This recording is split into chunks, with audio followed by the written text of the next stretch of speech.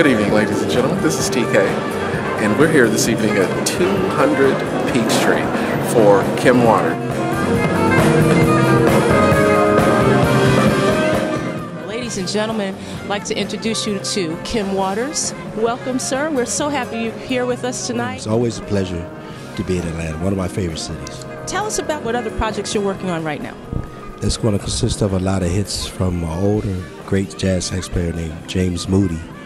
And I got that idea because I was hanging out with Quincy Jones last weekend, and James Moody is one of his favorite saxophone players. So I said, you know, we should put together some type of record for James Moody, and maybe me and Quincy, if he has time, can work on some songs together. It's so appropriate since we just lost him not too long ago. We've lost so many amazing artists recently. Tell us a little bit about you and how you got your start. Well, I grew up in actually a small town, Bel Air, Maryland, which is about 25 miles north of Baltimore. And I started playing the violin when I was about 8 years old. And in my neighborhood, it didn't go over too well. The guys started teasing me with playing the violin. So I picked up the saxophone, and I guess the rest could be considered history. How many of y'all love the saxophone?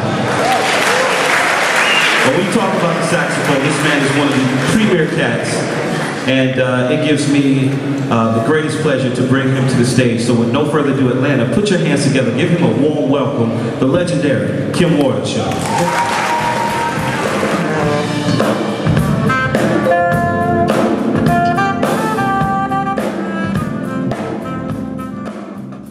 I started playing in my brother's band, and I and a great piano player by the name of Cyrus Chestnut.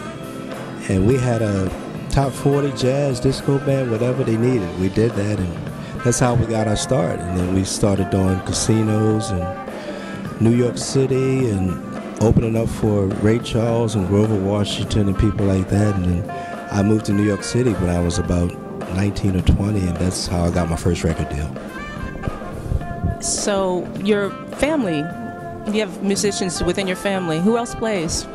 My brother's a great bass player. He is here tonight. He's in my band still. I have another great drummer who still plays, but he doesn't like to travel anymore. But we have a very musical family. My grandfather, who I'd never met, played the bass for Nat King Cole and his brother Freddie Cole.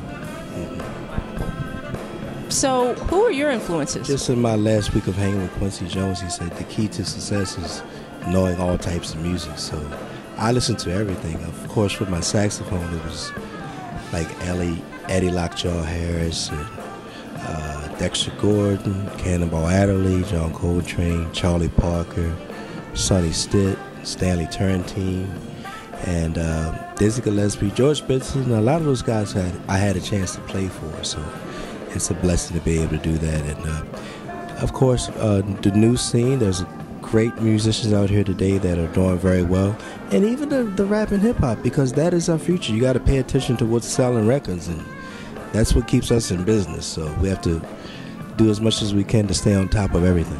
So as far as the music scene now, who do you like? Who do you see out there that you say, wow, this one's really got it going on? There's a lot of them still. I still admire the people like Jennifer Hudson and the girl Adele.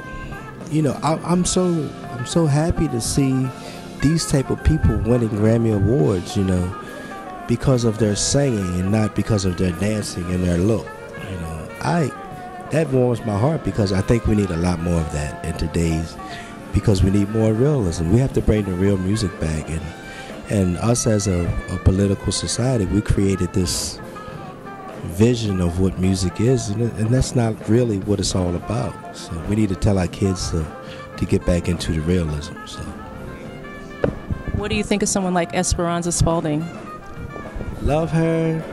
You know, I tried to get her on my last record but she was in Europe and she didn't have time to do it. But another one, when she beat Justin Bieber, I was like, oh my God! But if it was my decision, I would have made the same decision, because it's not about the political thing. It's about the music. So, and that's why we need more of that. I thought it really brought a different sense of realism back to the music industry again, to have somebody of that caliber and her background to be on stage. Okay. All right, sir, I have one last thing to ask you about. You had some dedications on the last CD. Would you like to say a few things about what those meant? You had two young ladies' names. Well, I do have twin girls, Kayla and Kimberly Waters, and they are the center of my joy. Everywhere I go, if they're not with me, they're with me in my heart. And I look forward to seeing them tomorrow because I'm doing a famous club in Washington, D.C. called Blues Alley for the whole rest of the week. And they'll be there. And Kayla's a great jazz piano player. She comes up and does songs with me. And Dana's a great singer. And we have a great scene here, and just trying for, if it was up to me, I would like to see everybody just smiling and happy. Kim, thank you so much for your time. We really appreciate it. I wish you all the best and your family all the best. And thanks so much for watching Best of Atlanta Concerts. We'll see you soon. Take care. Tomi Berry here.